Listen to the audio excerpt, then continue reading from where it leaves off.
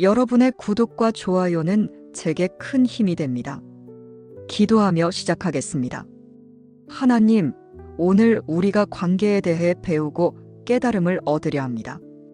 우리의 삶 속에서 맺는 모든 관계가 주님의 지혜와 사랑 안에서 더 깊어지고 상처가 치유되며 새로운 길이 열리게 하여 주옵소서. 우리의 부족함을 고백하며 오늘의 나눔을 통해 서로를 더 잘 이해하고 존중할 수 있는 마음을 허락하여 주시옵소서. 이 시간 함께 해주시길 간구합니다. 예수님의 이름으로 기도드립니다. 아멘. 안녕하세요. 오늘은 우리가 살아가면서 가장 많은 기쁨을 주기도 하고 때로는 가장 큰 어려움으로 다가오는 주제, 바로 관계에 대해 이야기해 보려고 합니다.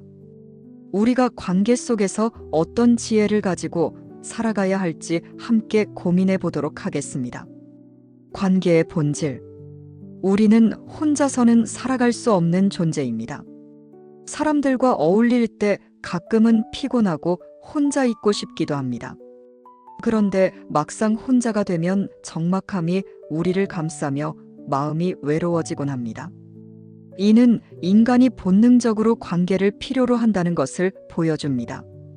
어느 날 공원을 걸으며 아이들이 친구와 즐겁게 뛰어노는 모습을 보며 인간은 관계 속에서 살아가는 존재라는 것을 깨달았습니다. 관계란 우리 삶에서 선택이 아니라 필수인 것입니다.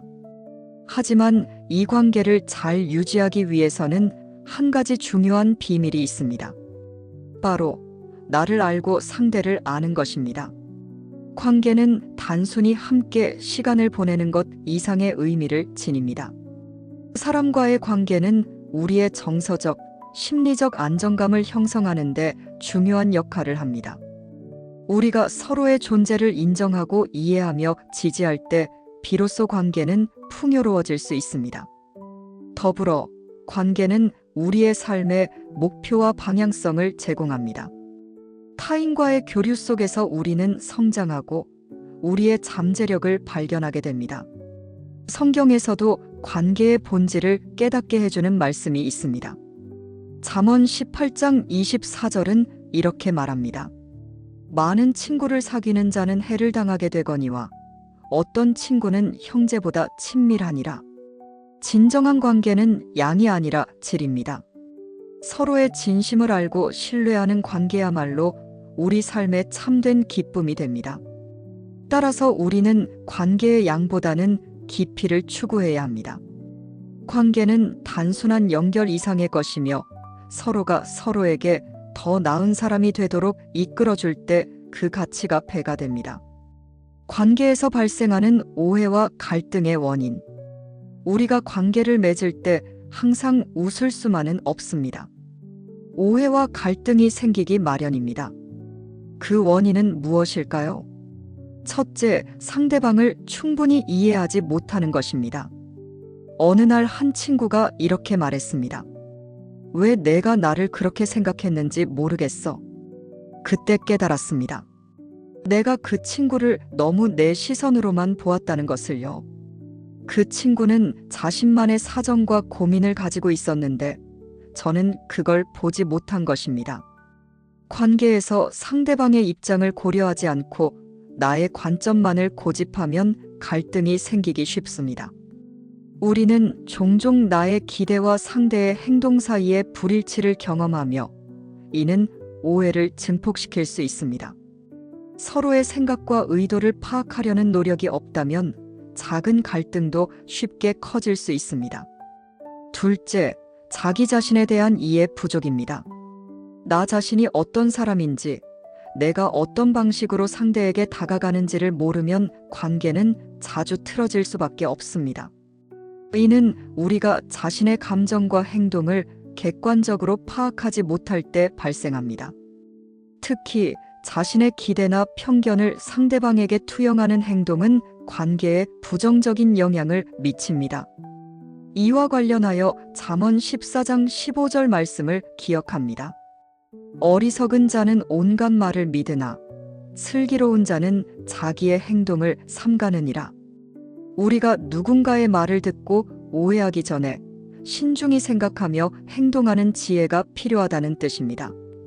자신의 행동을 돌아보고 상대방이 전하려는 메시지를 올바르게 이해하려는 노력이 필요합니다.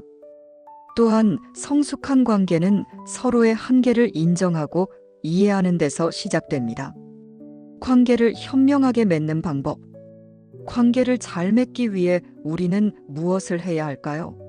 몇 가지 구체적인 방법을 제안합니다. 첫째, 상대방의 성숙도를 파악하기. 관계 속에서 가장 중요한 것은 상대가 어떤 사람인지 그 사람의 마음과 생각을 이해하는 것입니다. 상대가 자신감이 부족하다면 격려와 용기를 주고 반대로 자신감이 넘치는 사람에게는 조용히 경청하는 태도가 필요합니다.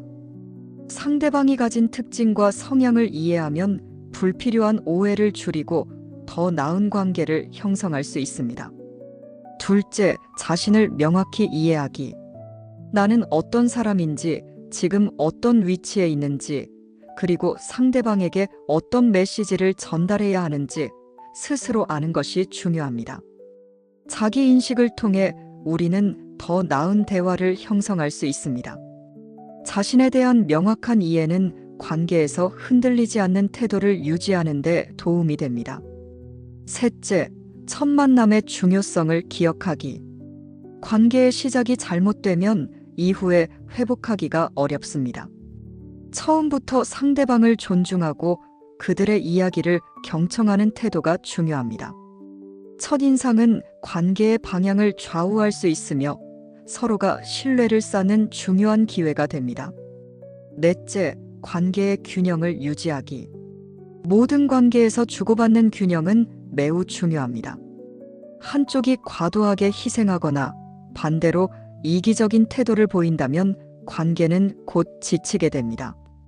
균형 잡힌 관계는 서로가 서로에게 에너지를 주는 긍정적인 영향을 만들어냅니다. 에베소서 4장 2절부터 3절은 이렇게 말합니다. 모든 겸손과 온유로 하고 오래 참음으로 사랑 가운데서 서로 용납하고 평안에 매는 줄로 성령이 하나 되게 하신 것을 힘써 지키라. 겸손과 인내 그리고 사랑이야말로 관계를 유지하는 핵심입니다. 이 말씀은 우리가 다른 사람의 약점을 이해하고 받아들이는데 큰 지혜를 제공합니다.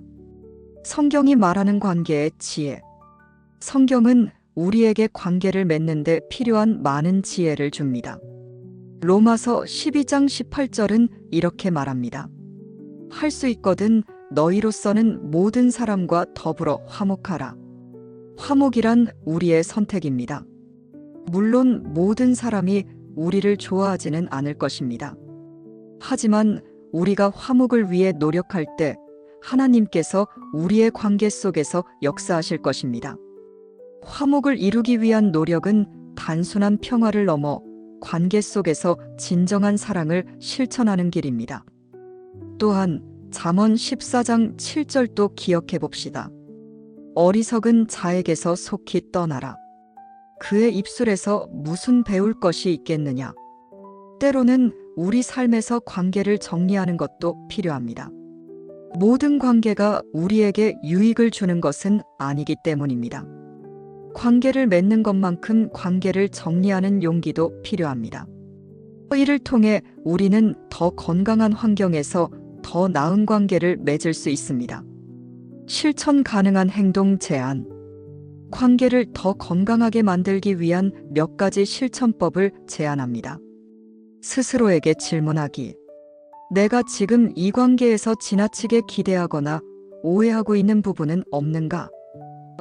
이 질문은 우리가 관계에서 균형을 되찾는 데 도움을 줄 것입니다. 상대방의 입장에서 생각하기. 이 사람이 가장 중요하게 생각하는 것은 무엇일까? 상대의 입장을 고려하는 것은 깊은 이해를 이끌어냅니다. 첫 만남을 신중히 다루기. 상대방의 말을 경청하고 신중하게 대답하세요. 첫인상이 관계에 미치는 영향을 과소평가하지 마세요. 정기적인 자기 성찰.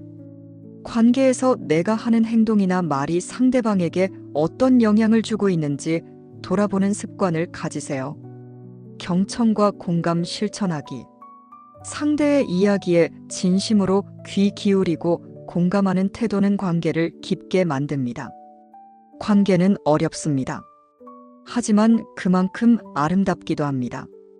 우리가 조금 더 노력하고 하나님의 지혜를 구할 때 관계는 우리 삶의 축복이 될 수 있습니다.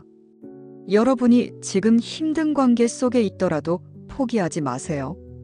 하나님께서 여러분의 마음과 그 관계 속에 새로운 길을 열어주실 것입니다. 관계에서 오는 어려움은 성장의 기회가 될 수 있습니다. 서로의 마음을 이해하고 존중하며 건강한 관계를 만들어 가시길 바랍니다. 오늘의 이야기가 여러분에게 조금이나마 위로와 도움이 되기를 바랍니다. 우리는 모두 서로 연결된 존재입니다. 여러분의 삶에 평화가 가득하길 바랍니다. 감사합니다. 기도하며 마무리하겠습니다.